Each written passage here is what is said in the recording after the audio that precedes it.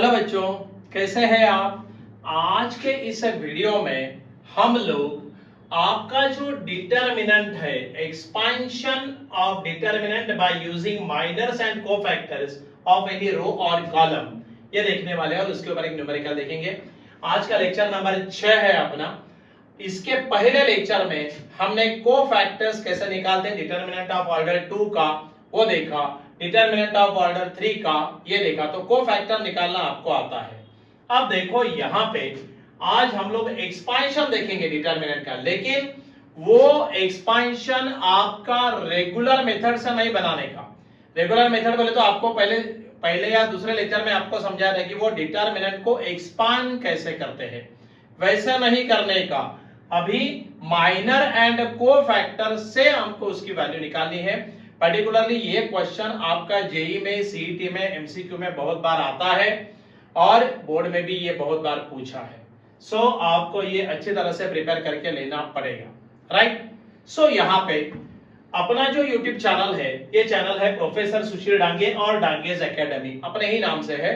तो ये चैनल के ऊपर आपने ये सारे वीडियोस आने वाले हैं, तो आप ये चैनल को सब्सक्राइब करना है आपको, सो दैट आपको सब्सक्राइब करने के बाद जब हम नया वीडियो अपलोड करेंगे तो आपको उसका नोटिफिकेशन या इंटीमेशन आएगा। और ये चैनल सब्सक्राइब करने के बाद फ्रेंड सर्कल में सर्कुलेट कर दीजिए, लाइक करिए, शेयर करिए, कमेंट दीजिए, सो दैट आपको और आपके फ्रेंड्स को भी इसका फायदा हो जाएगा। चलेगा? So let us start with today's lecture. अब देखो यहां पे expansion of determinant by using minors and cofactor of any row. आप कौन से भी रो या कौन से भी कॉलम से वो डिटरमिनेंट की वैल्यू निकाल सकते हैं। तो पेपर में जो पूछा वो हिसाब से आप बना देना, दैट्स ऑल, राइट। अब देखो ये इसको मैं जरा समझाता हूं। लाइक हम एक डिटरमिनेंट लेंगे, थ्योरेटिकल डिटरमिनेंट लेंगे हम लोग। लाइक a इक्वल टू, एक हमने डिटरमिनेंट लिया a11, a12, a13, a21, a22, a23, a31, a32, a33। ये सब आपको मालूम है। ये वर्णन बोले तो first row first column, first row second column, first row third column, ये पूरा पहले समझाया है, ये तो पहले वीडियो गो थ्रू इट, तो आपको मालूम पड़ेगा। अब देखो यहाँ पे आपको ये हमने डिटरमिनेंट लिया है। अब समझो उसने बोला by using the second row find out the value of this determinant by using second row. So यहाँ पे हम ऐसे बोल सकते हैं, therefore by using second row. अब जरा बोर्ड पे देखना, सेकंड रो का यूज करके हम लोग वैल्यू कैसे बनाएंगे। क्या कर देना, ये मेरा सेकंड रो है, तो सेकंड रो का एक एक एलिमेंट लेना और उसको उसके करस्पॉन्डिंग कोफैक्टर से मल्टीप्लाई कर देना। सो इसकी वैल्यू कैसे बनेगी, देखो nothing but a21 and corresponding उसका कोफैक्टर c21। सही है। बस सेकंड वाला कौन है, सेकंड रो में a22 करस्पॉन्डिंग उसका कोफैक्टर c22 बराबर, प्लस थर्ड वाला कौन है a23 एंड करस्पॉन्डिंग उसका कोफैक्टर c23। ऐसा अगर आप निकालते हैं तो आपको डायरेक्टली उसकी वैल्यू मिल जाती है, राइट। समझ में आया। अगर आपको लगता है कि सर भाई सेकंड रो के ही इसमें आएगा क्या, कॉलम में भी आएगा, भाई कॉलम में भी आएगा, देखना इतना ही है। देखो मैं थोड़ा जगह क्रिएट करूं, हाँ, बाय यूजिंग थर्ड कॉलम, ऐसा करो, कोई भी ले सकते हैं, मैं एक एग्जांपल बोल के ये लिया हूं, बाय यूजिंग थर्ड कॉलम।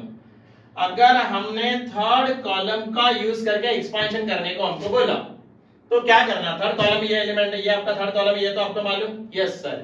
तो पहला वाला वो एलिमेंट ले लो, क्या है, दैट इज इक्वल टू, क्या लिखूं, a13, उसका corresponding cofactor c13 plus second वाला A23, उसका corresponding cofactor C23 and then A33 and then उसका करस्पॉन्डिंग कोफैक्टर C33। आपको मालूम है cofactor is denoted by either capital letter A और कैपिटल लेटर C। तो आप वैसे किसी का भी वैल्यू निकाल सकते हैं बाय यूजिंग एनी रो। इसीलिए बोला ना expansion of determinant by using minors and cofactors of any row और कॉलम। आप बोलेंगे सर माइनर किधर है? अरे भाई कोफैक्टर जब हम निकालते तो उसका फार्मूला क्या है कोफैक्टर निकालने का? बोलो फटाफट, क्या फार्मूला है? करेक्ट, कोफैक्टर निकालने का फार्मूला ही है ऐसा, nothing but cofactor Cij is nothing but -1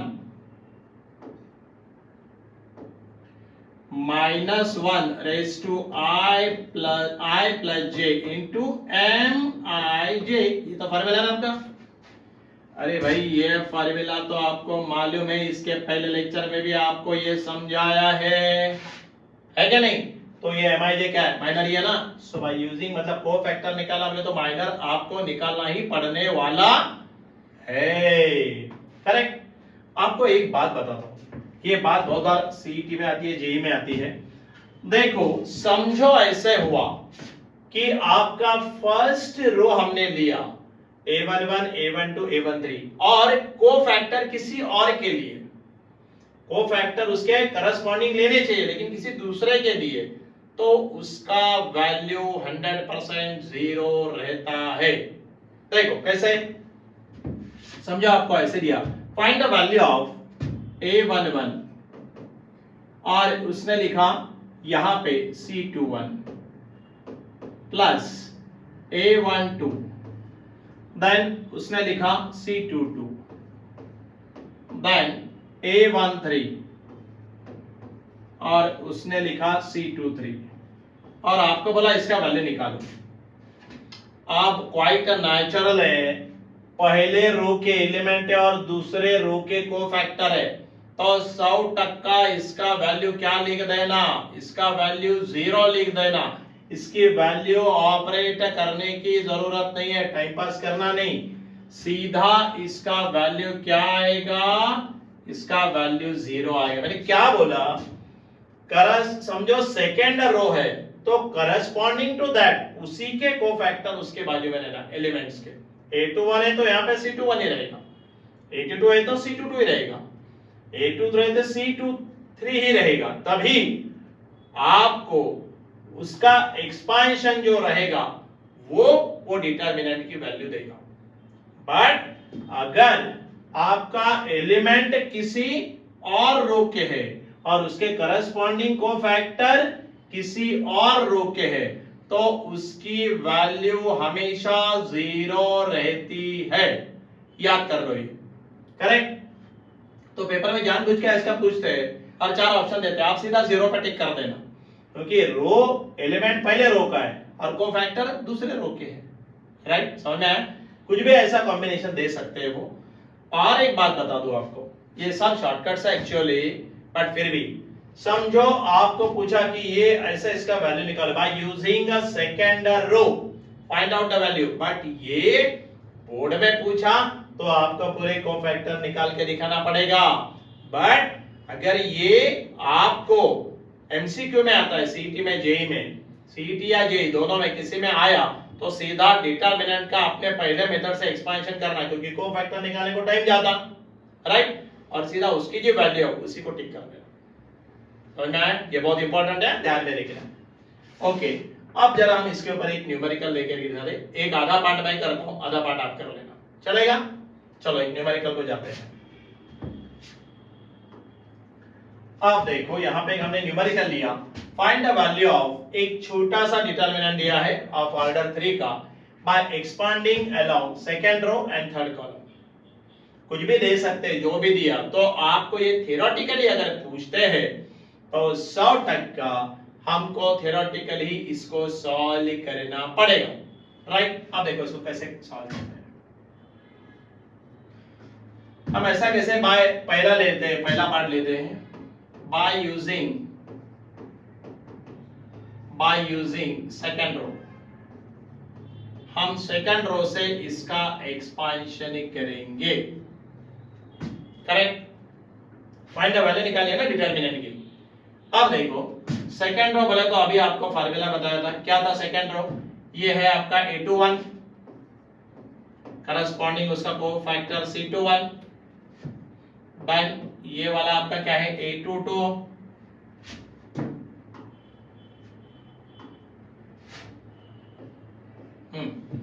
क्या है वो A22 करस्पॉन्डिंग उसका कोफैक्टर C22 प्लस A23 ये वाला एंड करस्पॉन्डिंग फैक्टर C23। ये आपको लेकिन याद करना पड़ेगा, A11 A21 A11 A12 A13 A21 A22 A23, theoretically आपको परफेक्ट मालूम होना चाहिए, अभी बताया ना, राइट।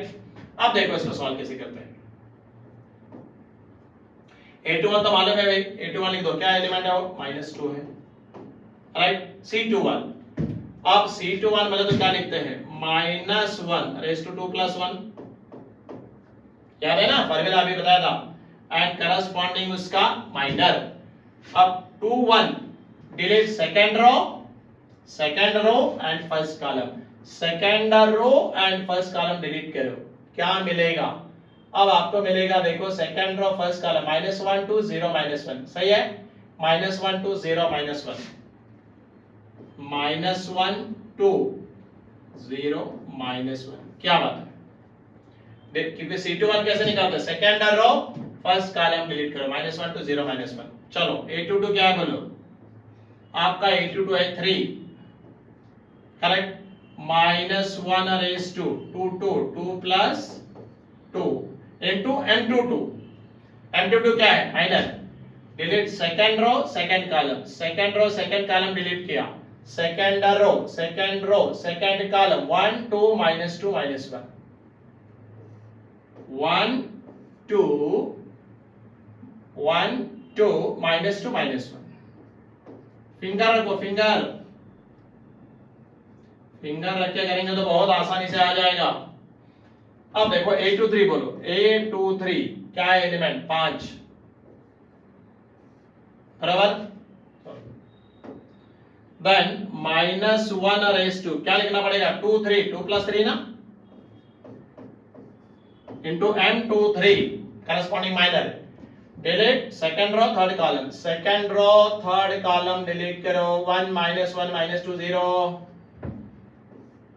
1 -1 -2 0, सही है क्या नहीं, चेक करो एक बार, सेकंड रो थर्ड कॉलम 1 -1 -2 0 सही है। अब इसको सॉल्व करना है आपको, थोड़ा सा इसको रिड्यूस करूं क्या, ठीक है। अब देखो -2 -1 की पावर 2 + 1 3 -1 की पावर ऑड माइनस, तो यहां पे लिखता हूं -1 है ना, हाँ -1 ने -1 को मल्टीप्लाई किया तो 1 1 जा +1, फार्मूला का -0 ने 2 को मल्टीप्लाई किया तो 0, सही है। ये पहला प्रोग्राम खत्म, सेकंड वन 3 -1 की पावर 2 + 2 4, इवन नंबर पॉजिटिव, लिखने की जरूरत नहीं है, ओके। हाँ 1 ने -1 को मल्टीप्लाई किया तो क्या आएगा -1, फार्मूला का माइनस दे दो, -2 ने 2 को मल्टीप्लाई किया तो -4 और माइनस बिकम +4। अभी भी अगर आपको एक्सपांशन नहीं आ रहा है तो पहले लेक्चर देखो, तो आपको ये एक्सपांशन समझ में आएगा, माइनर कैसे निकालते हैं ये समझ में आएगा, है ना। अब यहां पे ये वाला हो गया +5,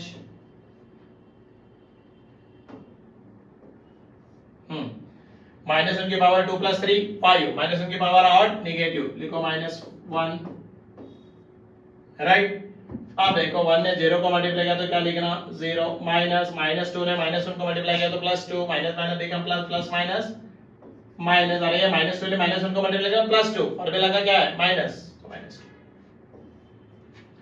जमेगा क्या नहीं जमेगा, अरे बिल्कुल जमेगा, क्यों नहीं जमेगा, थोड़ा और रिड्यूस करना पड़ेगा, ओके। अब देखो ये -2 ने -1 को मल्टीप्लाई किया तो +2 1 -0 1, तो यहाँ पे आया 2, बराबर। 4 में से 1 गया तो 3, 3 3 जार 9, सो ये आया 9।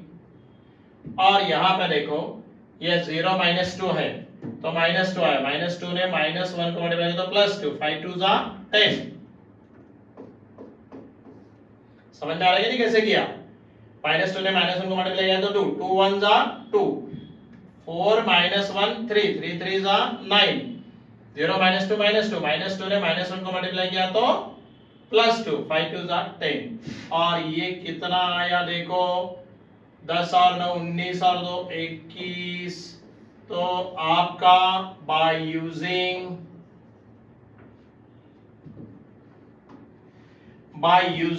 आपका सेकेंड रो ये हमारा सॉल्यूशन हो गया। भाई थोड़ा बड़ा कर सकते क्या इसको? नहीं, बाहर जा रही, ठीक है, ज्यादा बड़ा नहीं कर सकते। Okay, no problem. सो इसका आंसर कितना आता है? इसका आंसर आ रहा है 21। आर यू गेटिंग इट और नॉट? अब एक बार काम करो ना, आप थर्ड कॉलम से आप सॉल्व करो और इसका आंसर को मेरे को बताओ कि इसका आंसर कितना आया। एंड देन एक काम करो, आप एक्सपांशन मेथड से, एक्सपांशन कौन सा? ओरिजिनल वाला याद आएगा? ओरिजिनल वाला कौन सा? ओरिजिनल वाला कौन सा याद आया क्या? नहीं आया आपको? ओरिजिनल माइनर किधर गया? डिटरमिनेंट ओरिजिनल वाला थर्ड वाला, एक मिनट। हाँ, ये जो डिटरमिनेंट ऑफ ऑर्डर 3 है, ये मेथड से आपको ऐसे सॉल्व करके भी उसका आंसर मेरे को लाके बताना है। आप खुद जब सॉल्व करेंगे तो आपको समझ में आएगा और वहां से कुछ कंक्लूजन निकलेंगे जो मैं कल के लेक्चर में बताऊंगा। आप इनको कमेंट कर सकते हैं कि एग्जैक्टली इसका आंसर क्या आया। करेक्ट? क्या बताया मैंने, समझ में आया आपको? मैंने आपको ये बताया है कि एक्सपेंशन मेथड से भी उसको सॉल्व करो। इसको मैंने आपको बाय यूजिंग सेकंड रो करके दिखाया। आप इसको एक्सपेंशन मेथड से सॉल्व करो, ओरिजिनल एक्सपेंशन अभी बताया। और फिर जरा मेरे को बताओ कि इसका आंसर क्या क्या आता है। आंसर सेम आता है क्या वेरी होता है, ये भी मेरे को बताना है। और वैसे ही थर्ड कॉलम से भी आपको करके देखना है, चेक करना है। पेपर में जब आएगा तब आपको ऐसे ही सॉल्व करना पड़ेगा। बट अगर ये क्वेश्चन एमसीक्यू में आता है, सीईटी में या जेईई में, समझो उसने बोला by using second row find out the value of this determinant, तो सीधा एक्सपेंशन मेथड से भी करके देख सकते हैं। जरा वही आप कंफर्म करके मेरे को बताना, चलेगा? सो यहाँ पे हम लोग आज का जो लेक्चर है आपका, यहाँ पे हम आज का लेक्चर कंक्लूड करते हैं। आज के लेक्चर में हमने expansion of determinant by using minus and cofactor of any row and column देखा, उसका एक न्यूमेरिकल लेके दिखाया आपको। सो ये जो अपने वीडियोस है ये सारे प्रोफेसर सुशील डांगे और डांगेज एकेडमी नाम का ये जो यूट्यूब चैनल है उसके ऊपर आने वाले हैं, तो आप इसको सब्सक्राइब करिए सो दैट आपको इंटीमेशन या नोटिफिकेशन मिलेगा जैसे नया वीडियो आएगा। हम तो ट्राई करते कि डेली एक वीडियो डालें, बट कभी कभी पॉसिबल नहीं हो पाता क्योंकि first year to second year, third year, last year as well as your 11th and 12th बहुत लंबा सफर है। तो समझो एक आधी बार लेट हो गया तो आपको इंटीमेशन मिलेगा, हाँ वीडियो आया, अपडेट कर दीजिए, सो दैट आप प्रैक्टिस कर सकते हैं। चलेगा? ये पूरा मैंने डिटेल में समझाया है। सो ये फ्रेंड सर्कल में भी सर्कुलेट कर देना, चलेगा? So thank you for giving cooperation and again we will meet in the next lecture. चलेगा? Thanks.